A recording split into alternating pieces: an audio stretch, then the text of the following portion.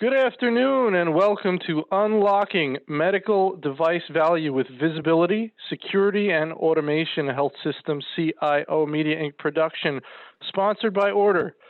Just a little housekeeping before we get started. My name is Anthony Guerra. I'm the Editor-in-Chief of Health Systems CIO, and I will be your moderator today. We're looking forward to your participation. You can send in your questions or comments at any time in the Q&A box, and we'll take them a little later in the program. Nice way to see the screen. You click on the top center, get it into side-by-side mode, then you can adjust the divider to get the video boxes and the slides the size you want them, and it should say speaker view in the top right-hand corner. Just so you see how we're going to spend our time today, first we're going to go about 40 minutes with our main panel discussion featuring Teresa Meadows, SVP and CIO at Cook Children's Healthcare System, Todd Richardson, SVP and CIO at Aspirus, Christopher Kuehl, CISO and CTO at Dayton Children's Hospital, and Greg Murphy, CEO with Order. So let's jump right in. We got a lot to talk about, a lot of ground to cover. Teresa, let's start with you. Can you give me an overview of your organization and your role? Yeah, sure. So Teresa Meadows, I'm the Chief Information Officer at Cook Children's in Fort Worth, Texas. Some people always think we're in downtown Chicago, but we're way south Chicago. So just so people kind of know where we are. So Cook Children's is actually an integrated delivery system. So it's actually made up of 9 companies. So if you looked at Cook Children's, we have our traditional hospital that most people are familiar with right in the downtown Fort Worth. We have a physician network where we employ almost 500 physicians in various specialties and primary care and urgent care, a home health business where we do home health, DME, and prosthetics for most of the state of Texas. It's really interesting. We have patients as far as San Antonio, Abilene, where we do home health services. And then the last thing probably people don't know about Cook Children's is we also have a health plan. So when we start looking at diversity across the health system, there's a lot of different things that we have going on, especially when you start talking about, Internet of Things and medical devices. So I look forward to the discussion today. Very good. Thank you, Teresa. Todd? Thank you. I'm Todd Richardson, Senior Vice President and CIO at Aspirus. I am in northern Wisconsin. Aspirus, we've got currently 10 hospitals, 78 clinics, post-acute care, much like Teresa described, home care, hospice, and about 8,800 employees today. As I said, we set up in northern Wisconsin. We start just north of Madison and run actually all the way up to the tip of the Keweenaw Peninsula and the Upper Peninsula. We are in the middle of a pretty significant acquisition for us. We'll be bringing on 7 more hospitals, 21 clinics, air and ground transport as a part of the purchase of all of the northern Wisconsin Ascension assets. So we're looking to go live with that in the next 60 to 90 days, which will substantially increase our footprint and really continue the continuum of care up through northern Wisconsin. I've been here about 8.5 years myself, and that's an overview of Aspirus. Sounds like it's going to keep you busy, Todd, for a little while. I'll be busy as a bee. Very good. Very good. Chris? Yeah, thanks. My name's Chris Kuehl. I am the CISO and the CTO at Dayton Children's Hospital. We have approximately 181 beds across 2 large campuses and approximately 20 remote sites. We're right around 3,400 employees. And of that, we have approximately 412 physicians that offer various specialty cares. We do as well, similar to Todd and Teresa, have the home health component, which is always, I'm sure they would agree, it can be challenging. So that's an overview of Dayton Children's. Very good. Greg? Hi, thank you very much. I'm Greg Murphy. I'm the CEO here at Order. We're a leader in the security for IoT, OT, and medical devices. The company is headquartered here in the San Francisco Bay Area, but with employees around the world. And our job is really to help organizations identify any devices that are connected to their network, understand the behaviors of those devices, and ultimately to ensure that those devices and other assets on the network can be protected. And we're very, very honored to be here today, and we're honored to work with some of the largest and most forward-thinking healthcare organizations and healthcare providers in the world. Very good. All right. First, we're going to talk about funding, getting started, IoT, IOMT, and security. So, Teresa, we're going to start with you. Cook Children's was relatively early to implement this type of security program. What triggered you, interesting word to use today, what triggered you and your organization to prioritize this? Yeah, I think it's really interesting. So in our organization, we really started with just an overall security risk assessment for the organization, which included, all the typical security types of things, whether it's HIPAA security or cybersecurity. And what we found through that risk assessment was that, medical device security it ranked fairly high in some of the risks that we had as an organization, considering that we have medical devices, pretty much throughout our medical center, throughout our physician practices, which poses a different issue because they're not as centrally managed. If you look at, a hospital, most of the hospitals are governed under Joint Commission and the regulations around how you maintain medical devices, where in physician practices, you don't have some of that same regulation that helps them maintain those devices. And so that also raised our security level. And then, of course, when you start getting into home health, which is probably even more Wild West than some of the other areas, we really felt like it was important that we at least, beginning to know where all of our devices are, what, versions of the software are running on those devices, what type of security program do we have? And so what we did over time is we just continued to educate our IT steering committee that is responsible for our security program. And as we assessed risks, it just became that, these devices were a high risk on our profile compared to other things that we had already been working over, the last, 5 years or so. And so people felt like it was time for us to really get a handle on what we have and, how do we manage these things better. What prompted the risk assessment? That's just a cybersecurity best practice. The first thing that everybody really needs to understand is, where are your risks? What are your issues? And so we have a security risk assessment that we did of the organization to help us prioritize the program. So we would know, what should we implement first? What should we do second? What should we do third? And then that security risk assessment actually flows up to our enterprise risk group, which is part of compliance, that looks at all the enterprise risks, not just security, but other things that might be a potential risk in the organization. And then those things get prioritized. And so, with the help of the media and lots of other things, cybersecurity really became sort of a high enterprise risk. And so it was important for us to really assess where we were and what did we need to put in place to be protected. So we had full support to get that risk assessment done, because until you do that, you really don't know where you are as far as your risks are concerned. Very good. Todd, IT budgets in healthcare are generally tight. Was it challenging to convince stakeholders this was critical to fund and address? So kind of started when I got here 8.5 years ago, and as you transition in any organization, you come in and you're learning about the organization, what you're doing, what you're not doing. And what we do every year is have our annual audit that comes in, audits the financials, and IT is always a part of that audit. Pretty early on, as we started looking at the controls we have in place on the IT side and then looking at our medical devices, it became very clear as I was working with my information security officer that was an area that we were very vulnerable in, because nobody just really owns it. There's back doors to get stuff in, getting stuff, on your networks, not really having visibility into it.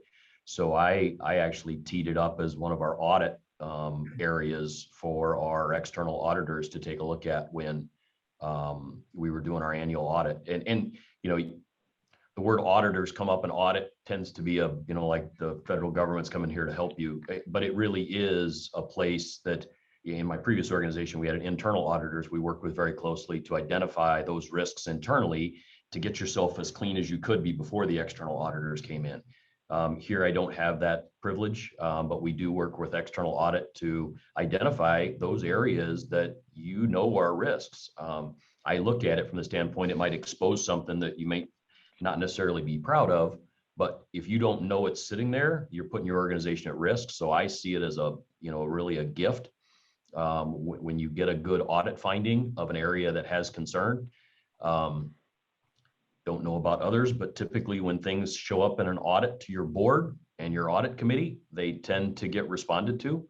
So it's not something you can just sit around and say, there's this risk that I'm going to ignore. So then you got to start looking at how, and we'll get into it, I think, a little further. How do you start? Where do you take ownership? How do you get your arms around it? How do you even have visibility into these? And then what's it going to take to fix it? So we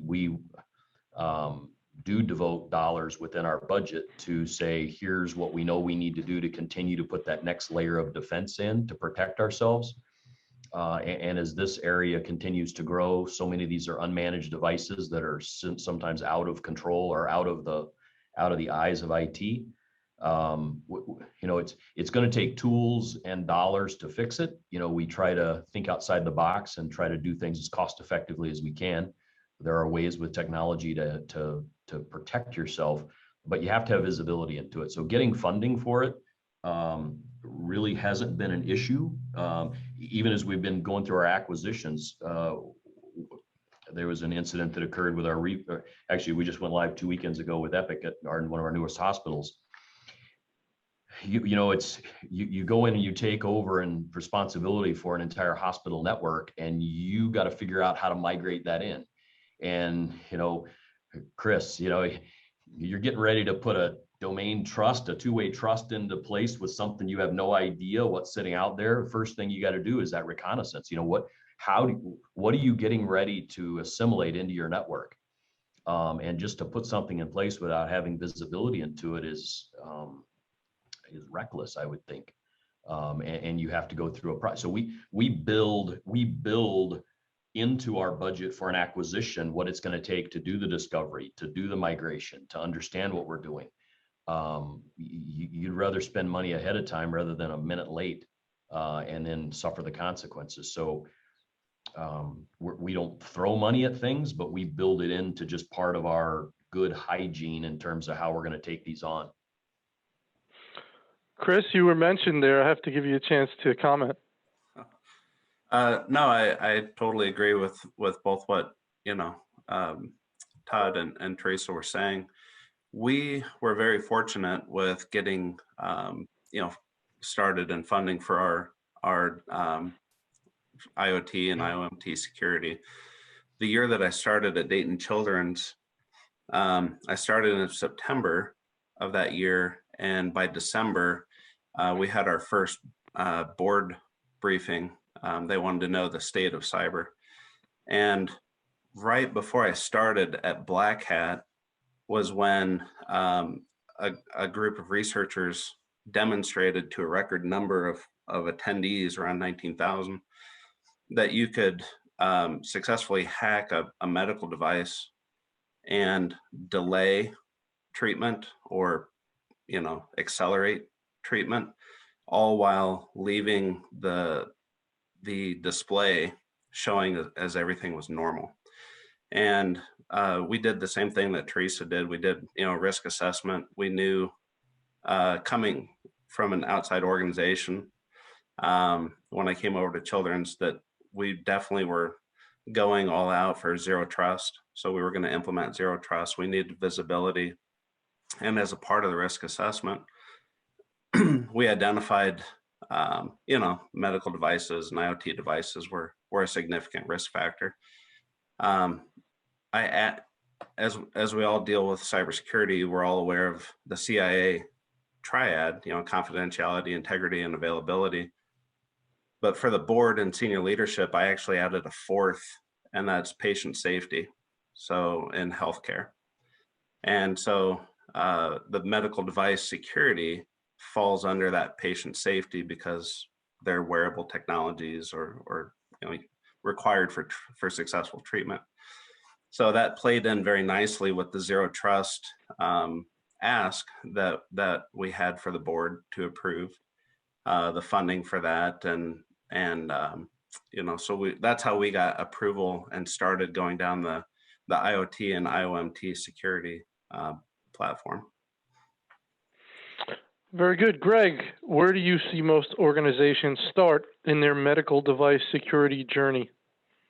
It's interesting. I think Todd just mentioned the word visibility about 3 or 4 times in what he was talking, and I think that really is the starting point for most organizations in this journey, because it sounds very obvious, but you clearly cannot define a security strategy. You can't understand your risks in the way that Teresa was talking about if you don't know what's connected to your network. And that sounds really, really basic, but it's something that I think very few organizations have today. In fact, if I go around and I talk to CISOs in healthcare, if you want to have a fun conversation, just open up and say, how confident are you that your CMDB, your asset inventory, actually has all of the things in it that are connected to your network? And the answer is, it doesn't. The universal truth is that my CMDB is wrong. It's just a question of how inaccurate it is.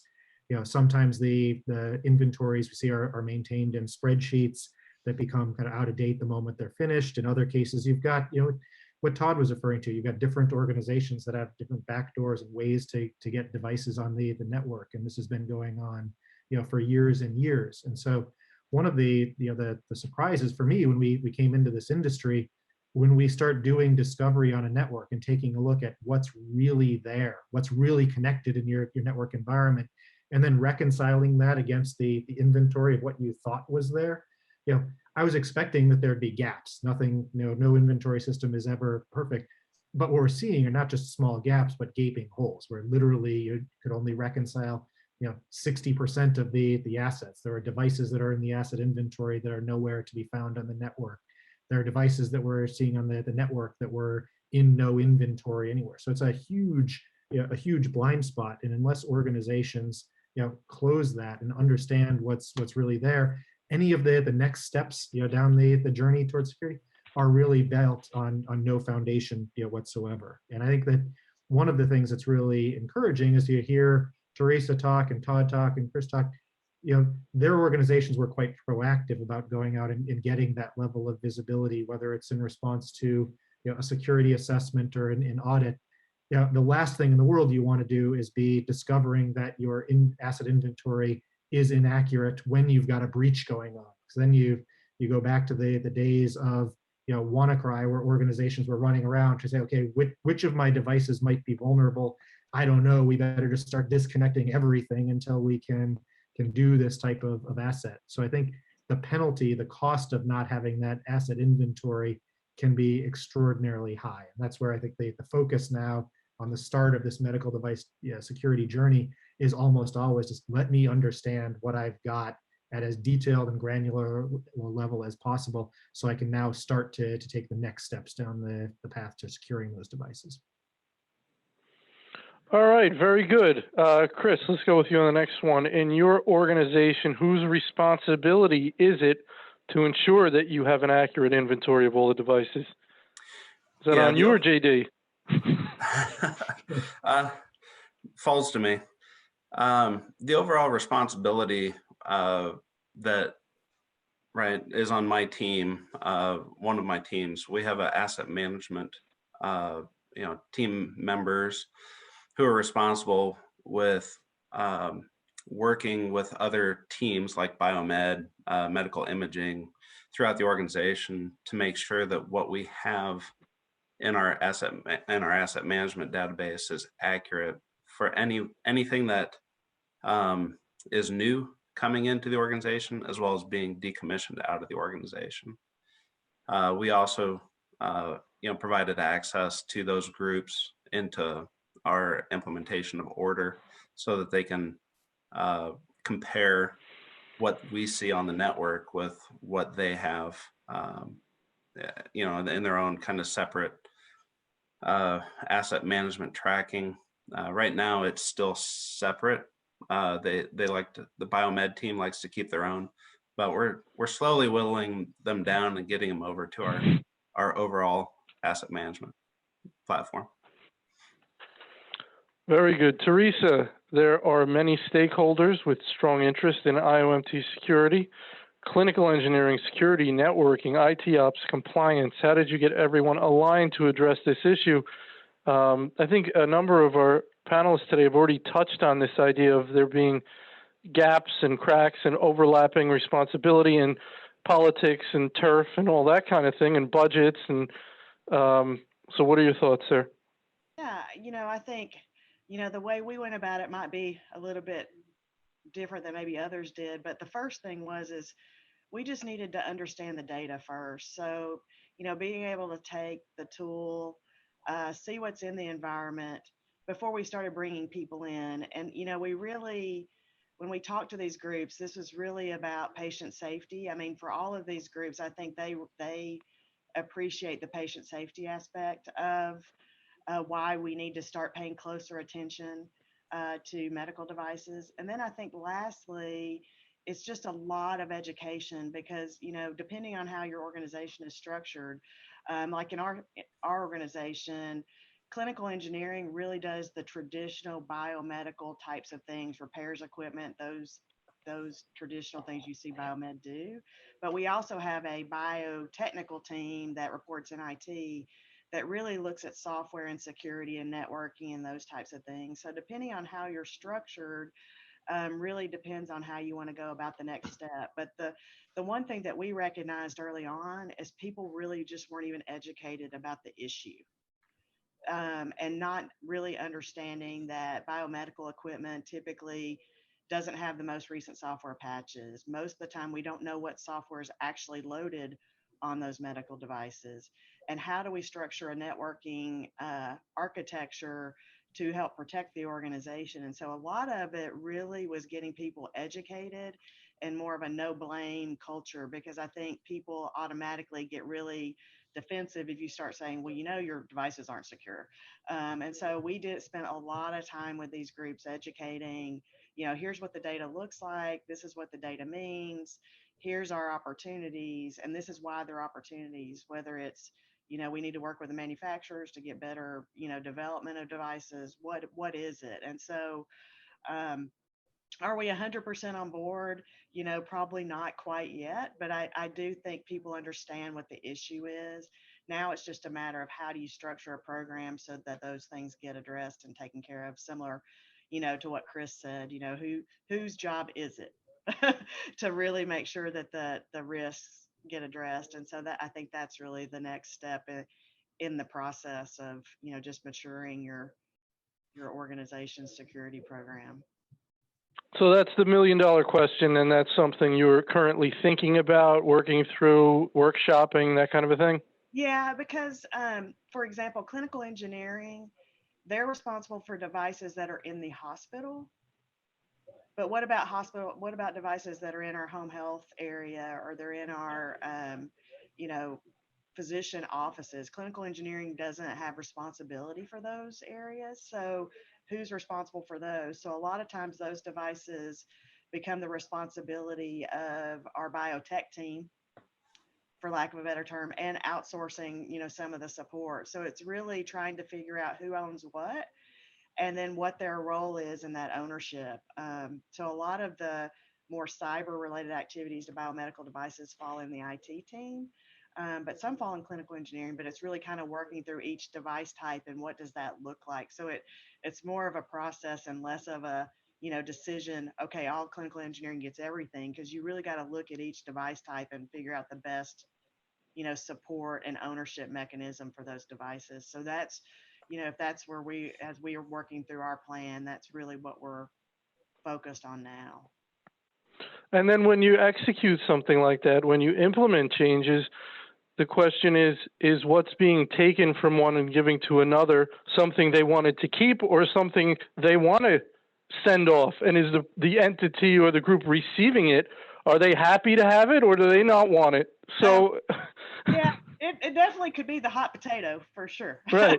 But I think at the end of the day, like if what we've seen is a lot of these issues really take somebody who understands security and networking. It's less about understanding how the biomedical device works.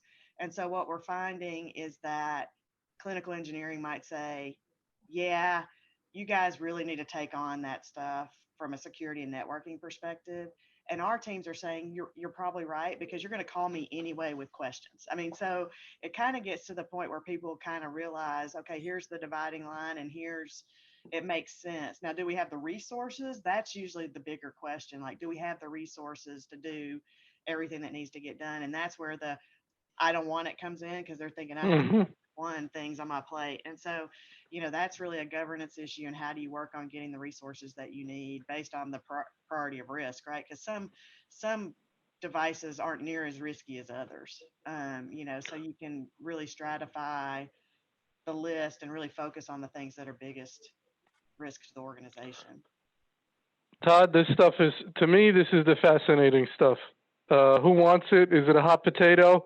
And you as the CIO doing that assessment, figuring out, okay, this is where things should belong, and then it's executing that and seeing who's happy and who's not happy. Yeah, that's, it's like, who owns security, right? I think at the end of the day, the word owns is a tough question.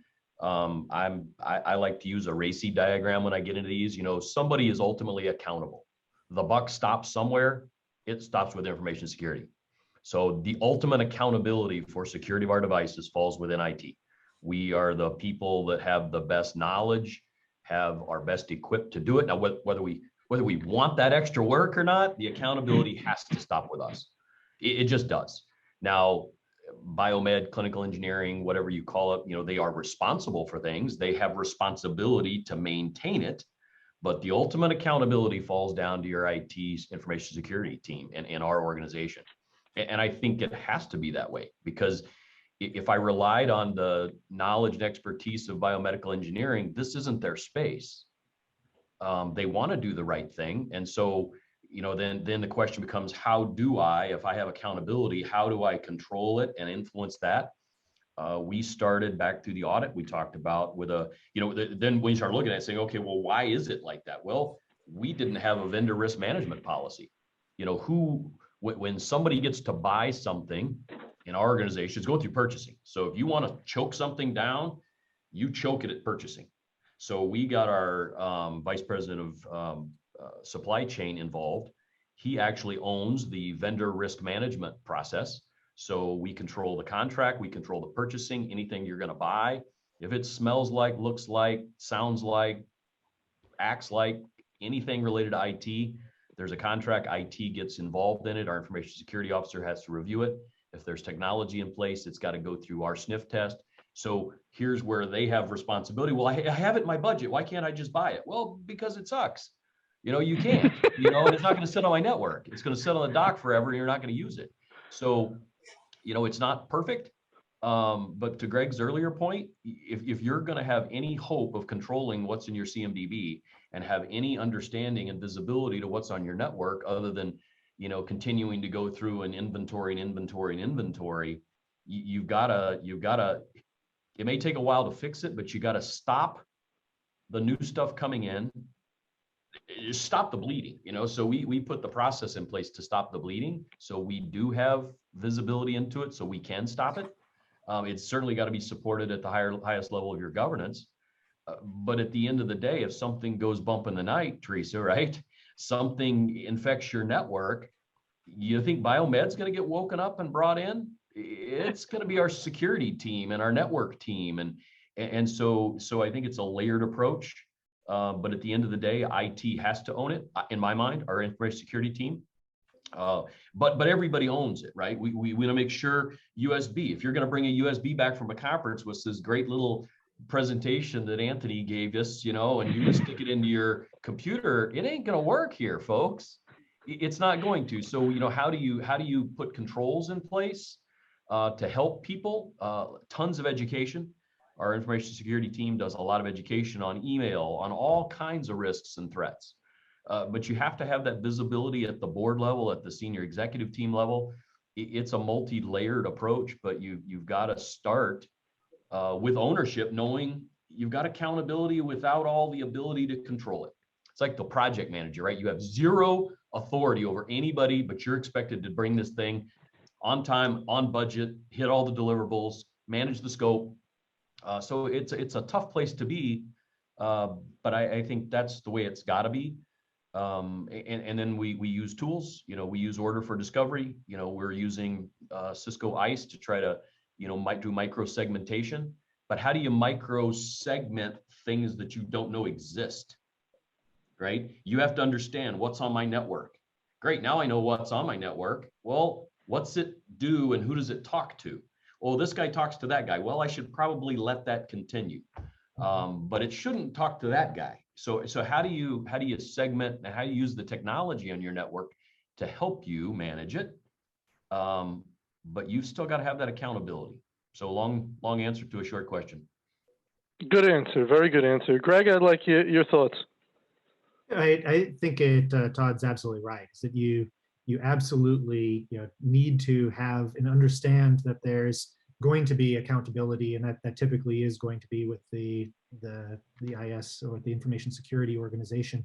But I think the really critical thing is bringing other organizations into that conversation. It doesn't go very well if a memo goes out from IT that says here's a mandate, something must be taken off our network because it doesn't meet our security standards, and then someone comes back and says, well, wait a minute, that's the only device we have and it's critical to care.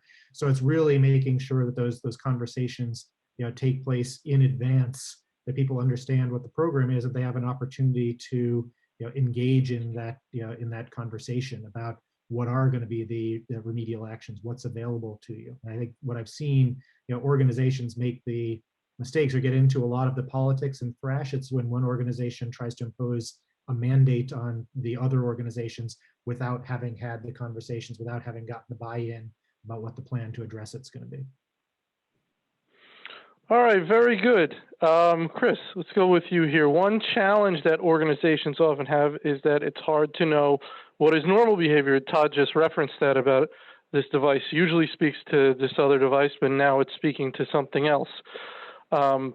Did you find devices behaving in an unusual fashion when you implemented technology that allowed you to see these things? Yeah, we did. When we first implemented order into our environment, we did identify a few devices that were having questionable communication, and we were able to go back to the vendor and also Biomed and a few other teams in the organization and thankfully determine that was expected communication behavior. It was just unknown that it was going to go to this country or that country. So we did identify questionable questionable behavior. There was for a few months after we had implemented order, or I'm sorry, I should say that again. A few months after we implemented order, we did have a potential incident that order really helped save us with unusual communication. One of our business associates was impacted by ransomware, and the dropper files started trying to come across the site-to-site tunnel between us and the business associate. And we were able to identify that very quickly using some of our other technology that we have in the environment, and drop the tunnel. And then we're able to use order to identify that very unusual activity, trying to call out to the command and control servers on the internet. And it through that use, we're able to quickly identify what the devices were.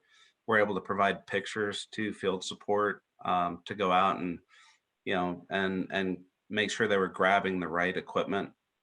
We're able to provide needed information to our network engineers so they could disable the ports to make sure that those devices were quarantined, and we were able to get everything remediated and back on on the network within approximately 24 hours. So yeah, I mean, Order is fantastic when it comes to identifying normal behavior as well as abnormal behavior. All right, very good. I'm going to skip ahead a little bit here. Teresa, I'm going to go with you on this one.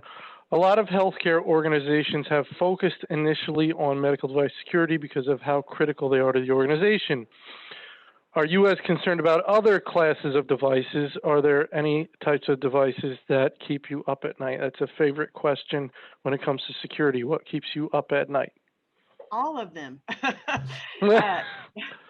Yeah, it's funny because, I think medical devices are just sort of the tip of the iceberg. I think once you start talking about Internet of Things, and Greg and I have had this conversation, so you start thinking almost everything in our environment has technology associated with it, with the exception of toilet paper, but toilet paper might have RFID on it now that it's hard to get. So I don't know. But one of the things that we've recognized is there are things like building management systems and, parking lot control systems and just your basic microwave coffee pot. All of these things have internet connectivity now, and they are all potential opportunities for cyber activity. So I'll give you a great example, and I shared this one with Greg. So we had a parking lot gate system. So basically, you pull up, you scan your badge, the gate goes up, and we had one of the gates that was having issue, and that particular system, actually the gates were on a network. And when we went to investigate what the issue was, that parking lot system actually had malware. That was actually what was wrong with the system and why it wouldn't work. And so when you start thinking about devices, there are all kinds of other ways for the bad guys to get into your system that don't have anything to do with medical devices. And so I think it's really important as we begin to, shape this, Internet of Things process, that we really start looking at devices, maybe not directly involved in patient care, but could impact patient care depending on how you have your network architected. The good thing about the parking lot gate is it was on an isolated network, so it couldn't have gotten out anywhere. And that was part of the issue. It was trying to get out and it couldn't. So it was pinging a lot and doing, kind of crazy things. But we would not have thought about that, even 2 years ago as a potential risk location.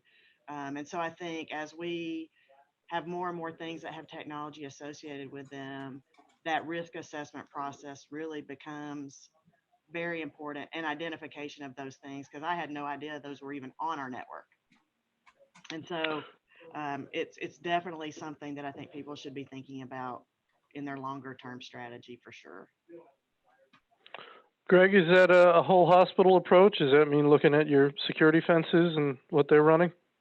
Yeah, absolutely. I think that is, one of the things that we always emphasize when we talk to folks in the healthcare space is that you can't put blinders on and say, I'm just going to figure out a way to, protect my medical devices, because, the fact of the matter is that the bad guys out there, they aren't sitting there saying, what, I want to wake up in the morning and attack a medical device. What they're looking for is just what's on the network that is the weakest and most vulnerable device. And in an awful lot of cases, that's maybe something, it's probably more likely to be something like a security camera that's running the default manufacturer password than it is to be a multi-million-dollar imaging device. And so, the real question is, do you have visibility to all of those devices? And then to Teresa's point, it's really, what have you done to ensure that if one of those devices, if any is penetrated, that it's not going to be able to spread across your entire network and take down your mission critical devices, those that are going to impact patient care. So it really comes down to ensuring that you're looking at the medical devices, you're looking at the facility systems, the security system, and that you've got a segmentation strategy. So you can say, that whenever the weakest link is penetrated, I can go to sleep at night knowing that that's not going to be something that takes down my entire hospital's operation. So that's the visibility. And when we hear people talking about medical device security, we always want to broaden the conversation, say the way you protect those medical devices, the way you ensure your patient safety is by having a very wide lens angle and looking at everything that's connected to your network, because that's what you need to do in order to be able to have a sound security strategy. Audience question, Todd, I'm going to run it by you. If IT is taking responsibility for some medical devices, how are you addressing the CMS regulations for maintenance and FDA recalls? You know, if biomedical, has responsibility for getting those on there, we can't go in and just start putting patches or anything on these devices. We just can't. That's not something we do. So we've got to work through the process. While we've got accountability, we identify them, we run them back up to the owners, either the biomedical or clinical engineering team that owns it.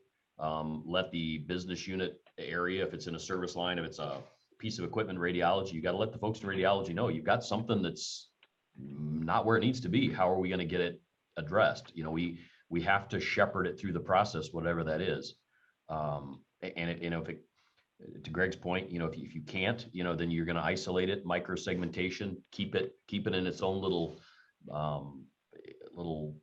lot so it can't hurt anything. If it's bad enough, we'll pull it off the network. We'll kill it. I appreciate patient care, but I can't have the entire network go down because of one bad modality. You better have standing orders in place. If you got something going bump in the night on your network and you don't have the ability to go kill it immediately, you should get that, because you just can't put everything at risk, but you work through your channels. Hey, Anthony, I might add to, go ahead, please. I think we all need to appreciate and understand that this is a team sport. And I think that's what Todd's, referencing, like when you're playing baseball, the pitcher pitches, the catcher catches, the batter hits the ball, right? So when you have a team, the team approach is, clinical engineering is still responsible for ensuring that the device is functioning appropriately. But the security team is responsible for ensuring that device is protected and the rest of the organization is protected. And you need both of those things for a successful device on your network. And so I think it's not that IT owns the device or the biomedical equipment. We own the security portion of that, and biomed owns the biomed part of that, and everybody's got their responsibility. And one of the keys to this whole equation is really documenting everybody's responsibility in the process, because it is a team sport and people need to know, okay, I'm responsible for ensuring that the CMS mandates are met and the recalls are done and the da-da-da-da-da. But security is responsible for, if you have an update to a device that's going to impact security, then it's our responsibility to say, hey, I realize you really want to update that device. You can't update that device until we work together on what the best way is to do it. So it's really this team effort. And it's really hard to say you own it or you own it, because we really share that.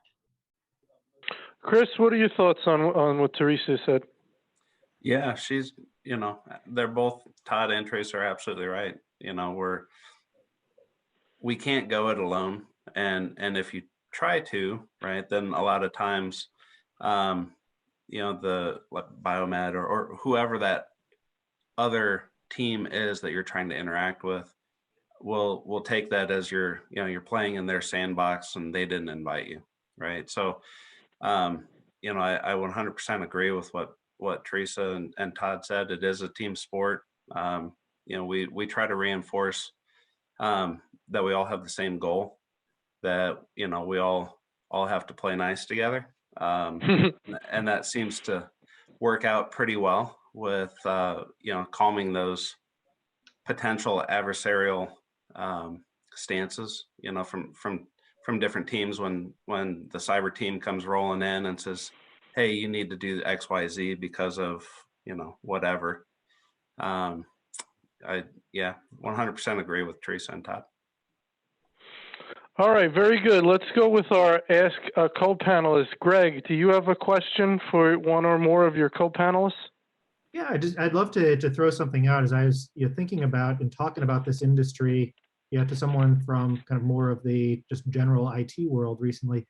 They said, well, wait, this whole problem of medical device security, isn't this ultimately something that the medical device manufacturers themselves are going to have to solve?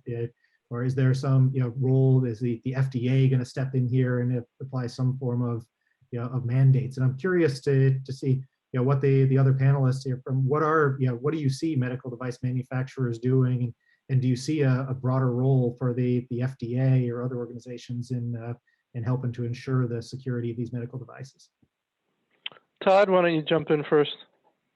Bottom line, I'd love them to do it and be more proactive. I'm not going to sit and wait for that to happen. I think in a perfect world, they get pressure. I know through Chime and other formal organizations, we work with those. I think it's becoming more and more standard for them to step up and do more of that stuff proactively. But again, I can't wait on them. I have to have a technology and a strategy. If they don't, how do I keep those isolated? It's not an or, sometimes it's an and. If they have to sit on my network and they have to run for patient care and they're not secure, they still need to run. So now I've got to get a sandbox created so that they can play in their own little sandbox and do whatever they do on themselves. But I can't have them doing that on the rest of the network. So I'd love to see more of that. I'm not a big regulation guy, but I think there are expectations, and those who are putting in good processes. If your technology has to go through a steering team that I have responsibility and I have the authority to say I'm not going to buy your tool, and enough people do that, they'll put pressure on the industry to say this is now an expectation.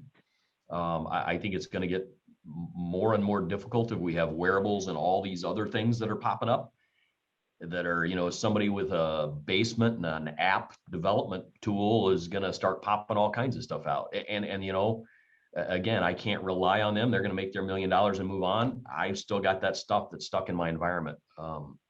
So. Greg, I might add a couple things. I mean, I think the device manufacturers have a two-pronged issue. One is, legacy devices, because, healthcare, we keep devices for a really long time. And so, that's in my mind, that's a harder problem to fix, just because the solution can't be go buy another device, right? And then I think the FDA and the medical device manufacturers are doing a better job of getting, as they put new devices on the market, taking those cybersecurity things into consideration. So you really got to look at this as a two-pronged issue. And to Todd's point, 90% of my medical devices are in the legacy category, and 10% are in the new category that actually could be patched or changed or those types of things. So we have to have a strategy to protect the things that we already have that maybe can't be patched or we can't afford to replace. And then I think the FDA and the device manufacturers are working hard with new devices going forward to make sure that those things do have the capabilities for the cybersecurity controls. So it's kind of this double-edged sword where if I could just replace everything, I'd probably be in better shape, but I can't. And so we've got to figure out that in-between ground until that can be resolved. Right. Chris? Yeah, absolutely. It just to echo what Teresa was saying, we can't really go to the organization and say, hey, that MRI machine that works just fine, you have to replace it because it runs Windows XP, right? It's not realistic. Yeah,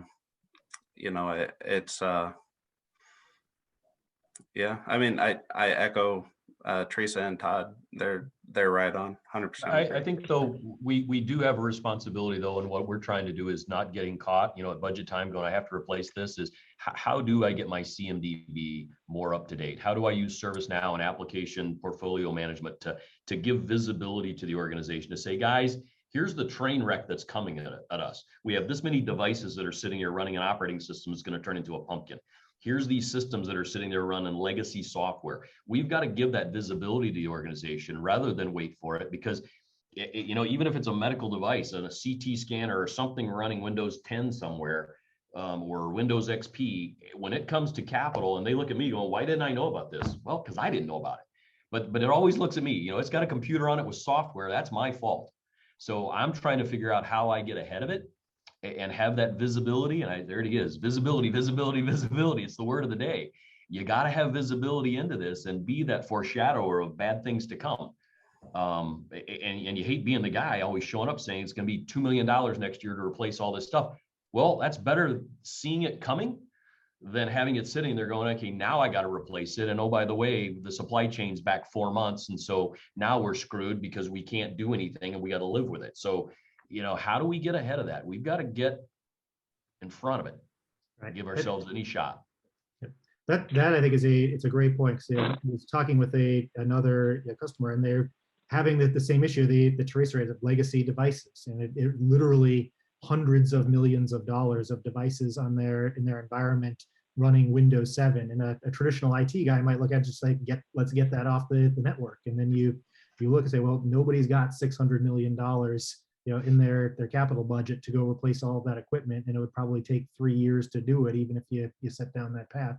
So I think the forward thinking IT leadership isn't just flagging, creating that as an issue and saying, oh boy, we've got all of these these problems, but what can we do about that? What are the other kind of remediation steps that we can take, knowing that these devices will be on the network, knowing we will have these vulnerabilities? What can we do to make them as secure as possible? And that's something, to Todd's point, you want to plan for in advance. You don't want to be scrambling, and trying to put together a plan in 30 days before the auditors come and tell you that you've got this major issue.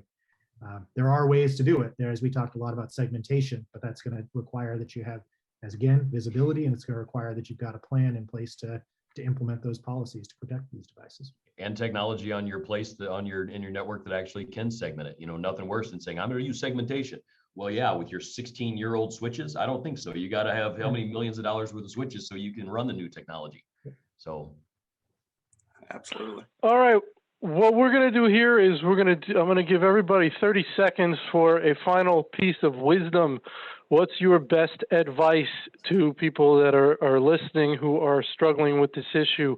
What's your best piece of advice for them on how to tackle the problem based on what you've discovered working on it so far? Chris? Don't go alone.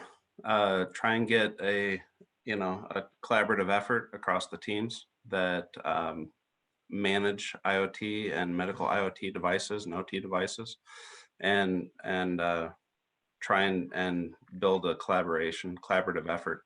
That is probably the best advice I could give. Teresa? Yeah, I'd say the first step to recovery is recognizing you have a problem. So, I think, the first step I always recommend is you have to assess your environment, whether that's driven by an audit or whether that's just, taking the NIST framework and doing your own self-audit. But you really have to kind of understand where you are, because then you can justify things like an order tool or some other thing that you need. But if you don't know what your problem is, you can't really get it resolved. So please assess your problem and kind of document what you have, and then you can see things start to move. Todd? Get started. It starts, if it's building a house, you start with a foundation. You can't go, don't go start inventorying stuff if you have no place to put it and store it. Otherwise, you'll just sit there and run around the grocery store inventorying. So start with a foundation, get your CMDB in place, get that foundation so you've got a good place to store it, and get started. Get yourself a tool. So many times we spend our energy and our projects all around outward facing tools for X service line, for radiology, for lab, for nursing, whatever that is.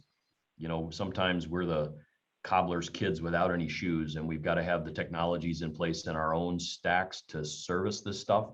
If it's ServiceNow that you're starting with, build it out right, get expertise, start with a foundation, start getting your tools like Order to start feeding it. You want something that's feeding electronically, get started. If you don't start now, you'll never finish. You'll never Greg, be finished. I'll give you the last word. I'll give you the last word, Greg. I agree with that. I think that one thing is just, you got to recognize this is not a short-term problem. It's not going away. In the medical industry, device life cycles are not going to be getting shorter. We're going to have, thousands of vendors serving this industry. We are going to have these issues, for the foreseeable future.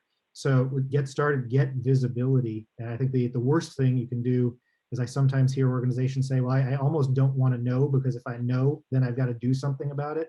The answer here is you've got to know, you've got to get visibility, because only when you have visibility can you start putting in place plans to improve. And that's going to be a journey and a path that you're on for months and years to come. And it's just making sure you have that visibility on an ongoing basis is where I would start. Very good. Thank you, Greg. All right, that's about all we had time for today regarding continuing education. You could use the final slide in this deck. You'll get an email when the on-demand recording of this event is ready for viewing. If you want to sponsor an event with us, you can reach out to Nancy Wilcox from our team, and you can go to our website to register for upcoming events. With that, I want to thank our tremendous panel, Teresa Meadows, Todd Richardson, Chris Kuehl, and Greg Murphy. And I want to thank Order very much for making this event possible and sponsoring. And I want to thank you, our attendees. And with that, everybody have a wonderful day. Thank you.